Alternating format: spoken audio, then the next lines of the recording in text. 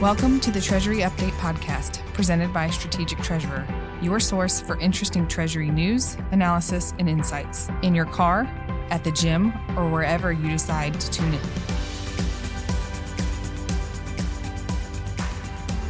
Welcome back to another episode of the Treasury Update podcast. This is your host, Brian Weeks, and today I'm sitting down again with Paul Galloway, Senior Advisor here at Strategic Treasurer. Welcome back to the show, Paul.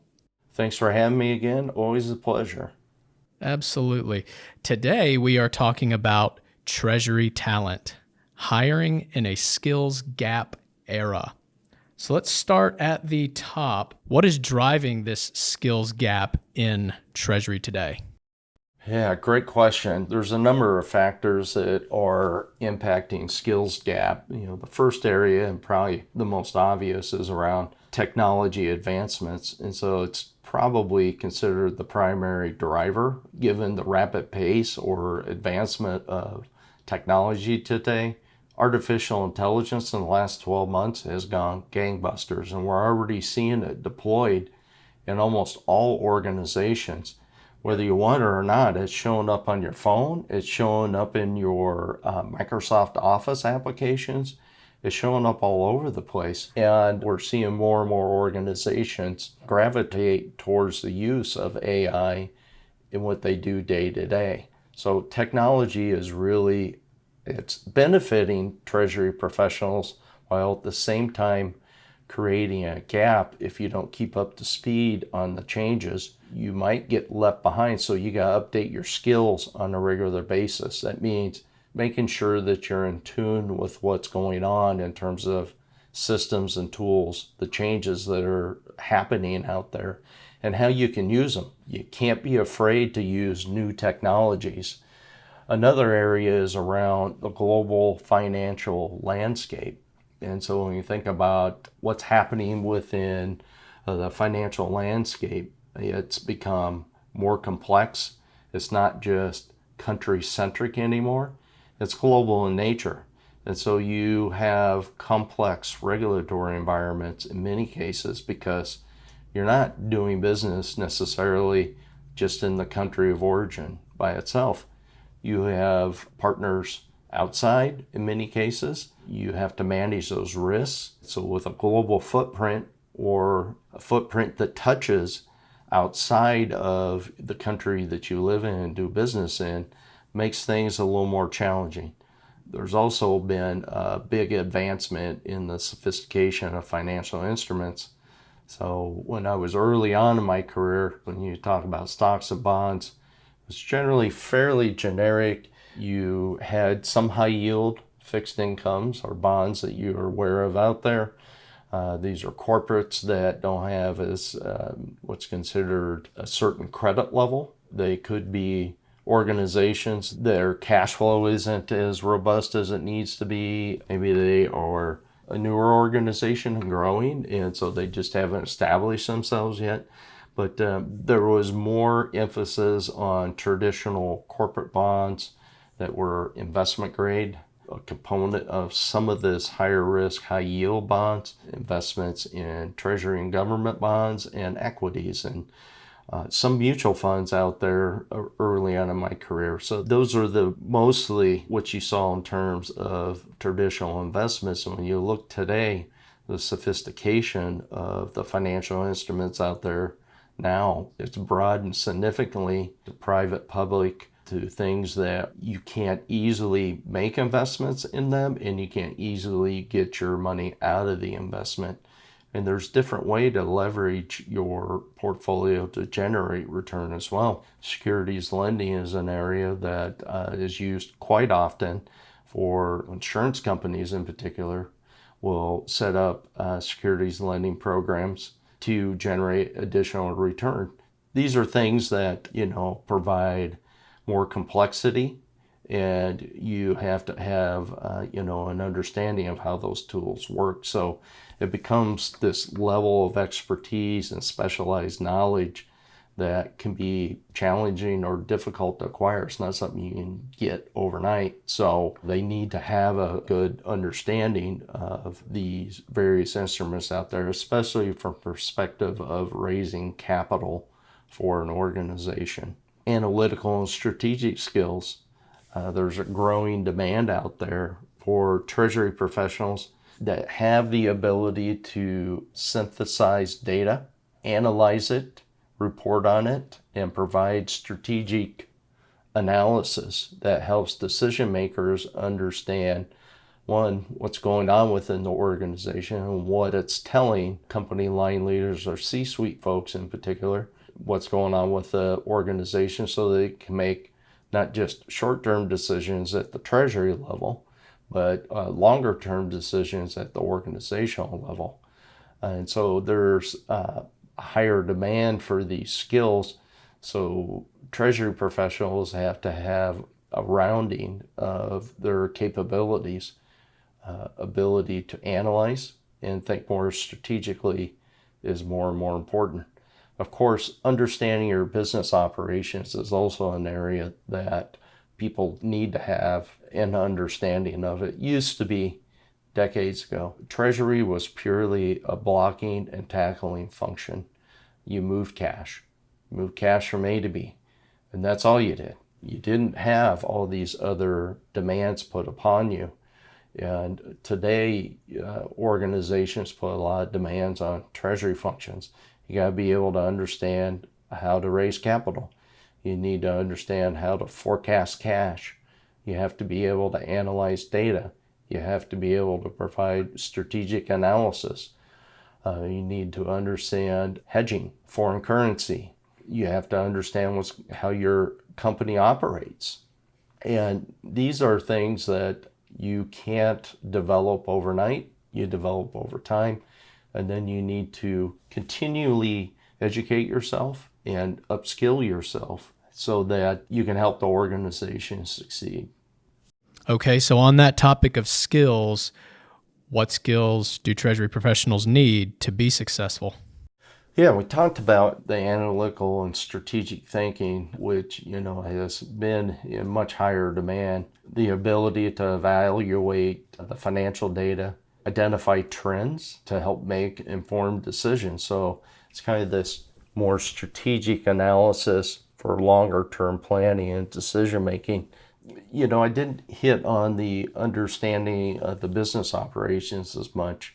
So when you think about the ability of treasury departments to collaborate with other departments in the organization, I think it's essential that they do this or have the ability to do that and work with other departments. It can't be siloed for treasury anymore. They need to understand how the business lines generate cash, what the demand on cash might be to develop products, services, and what that means in terms of getting cash back into the company. How long does it take them to deploy $1 and get $1 plus some kind of return back to the organization? Is that something that happens within months, days, years? I don't know. It depends on the organization. And so you need to have an understanding of business operations and what demands might be.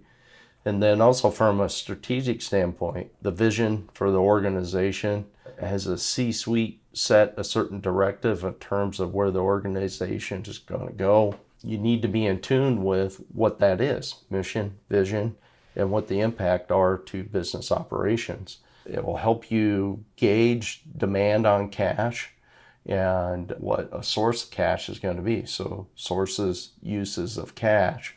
As a treasurer or a treasury professional, that's what you're trying to manage.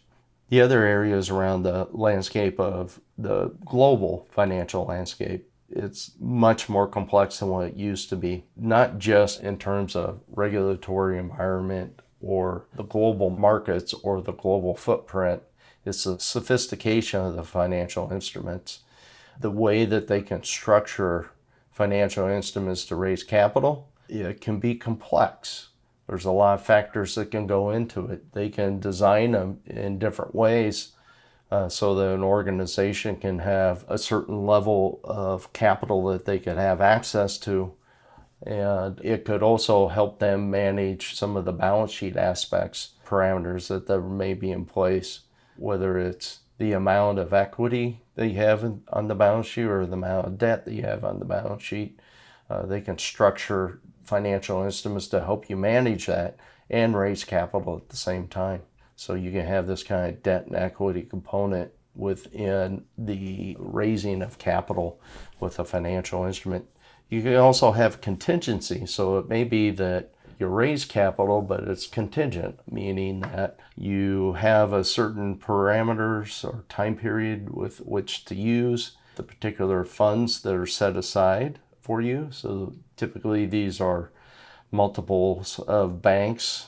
These are your banking partners that come together in like a consortium to fund a facility that you can utilize, like a revolver. You draw upon it to fund operations, you pay it back, and you could draw upon it again. Contingent liquidity, you draw upon it, you utilize it, you pay it back over the parameters that are stipulated within the agreement itself. So you got to understand what those financial instruments look like, how they operate, the different tools per se that you have available for raising capital. And then of course there's the technology proficiency. You got to stay up to date on the new technology that's out there, is being utilized for data analytics, reporting, amongst other things. So you need to make sure that you're keeping yourself up to date with the advances in technology and how it can help you and your treasury team do your job more efficiently and drive value to the organization.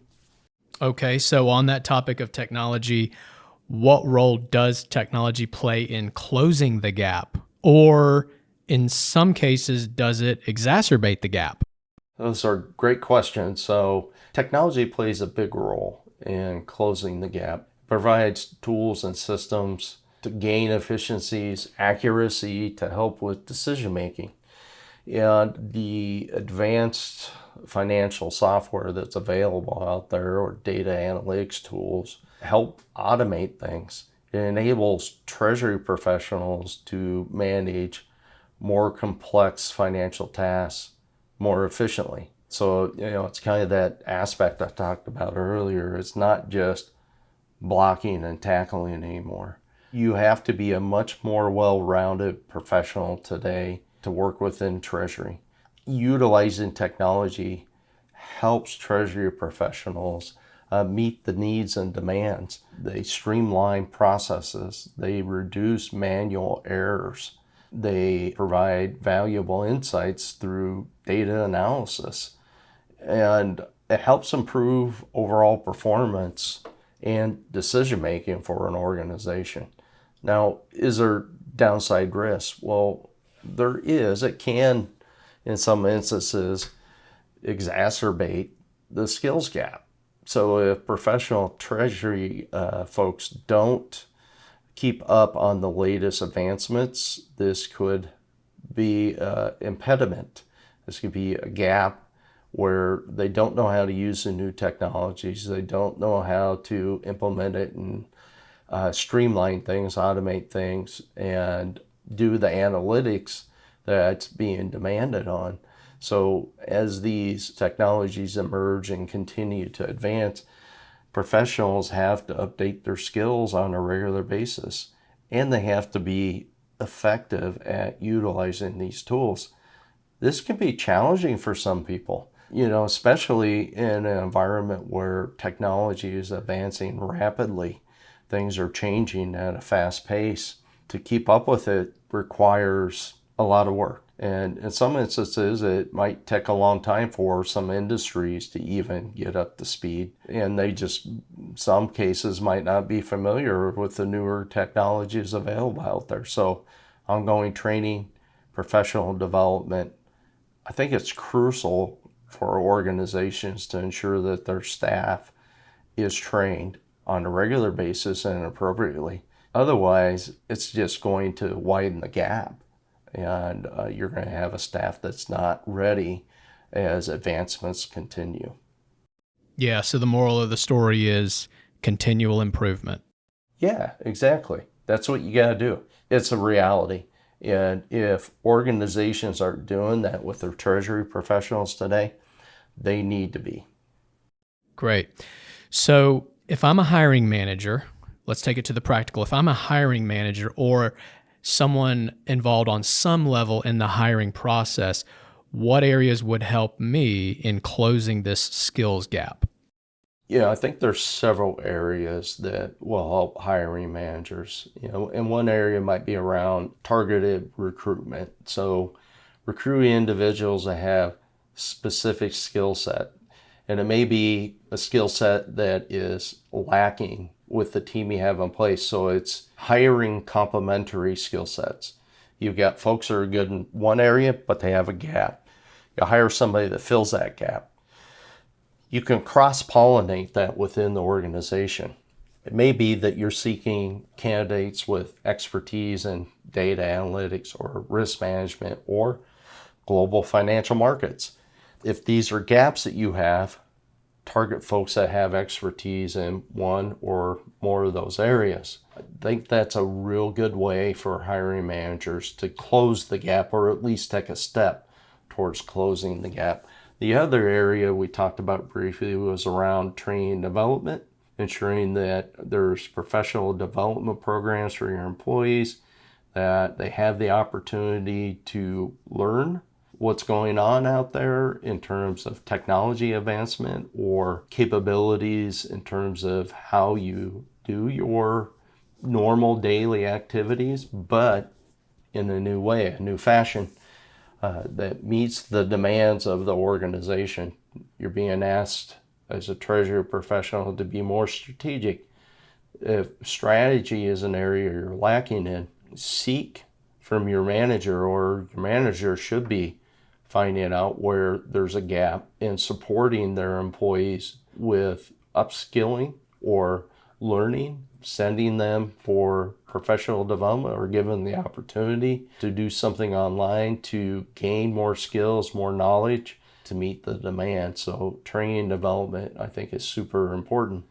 Another area is technology proficiency. Importance of proficiency with technology. I think you need to ensure that's part of the recruitment process. And if it's an area where we talked about targeted recruiting. If it's an area where, it's kind of a gap, or it's perhaps not as strong as you want, then you're going to want to target, a candidate that has proficiency in those areas.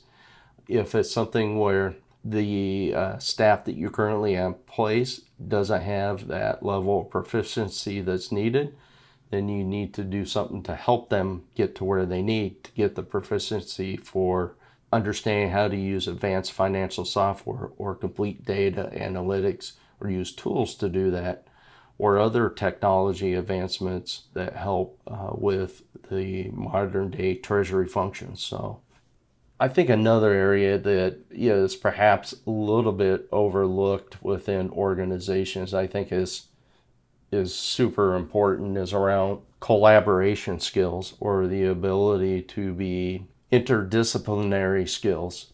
Look for candidates that have a broader understanding of business operations, that can collaborate across the organization with different departments, whether it's IT or tax or business unit or accounting. You need to have the ability to collaborate within an organization, especially for organizations that are complex and that have complex challenges. The reality is that when you put a collaborative team together on a complex challenge, they tend to find solutions or think of ways to address the problem that's in front of them to arrive at the solution. So I think collaboration is really important nowadays.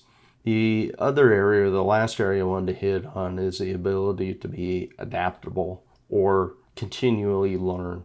You have to have this desire to advance yourself. I spent 6 years in the Marine Corps, and Marine Corps, our motto is Semper Fidelis.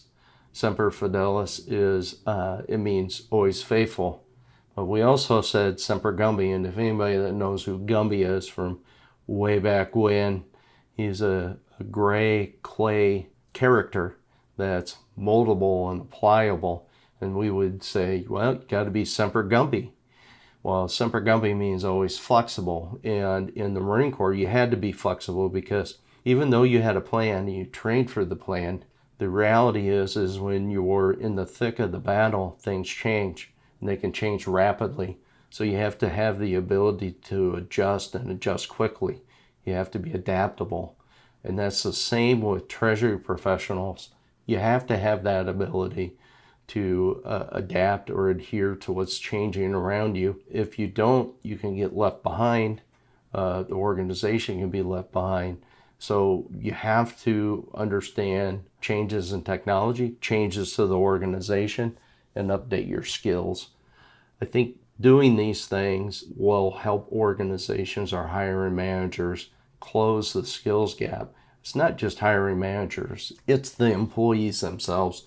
The employees can help drive some of this through conversation with their managers as part of the process. So I think it's, I know the question says hiring manager. I think of hiring manager or the manager themselves. I think these are applicable either way. So we all need to be more like Gumby. I like that. More like Gumby, Semper Gumby. There we go. All right. Well, thank you, Paul. Thank you. Appreciate it.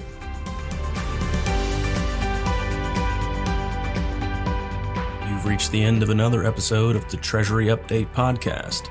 Be sure to follow Strategic Treasurer on LinkedIn. Just search for Strategic Treasurer. This podcast is provided for informational purposes only, and statements made by Strategic Treasurer LLC on this podcast are not intended as legal, business, consulting, or tax advice. For more information, visit and bookmark strategictreasurer.com.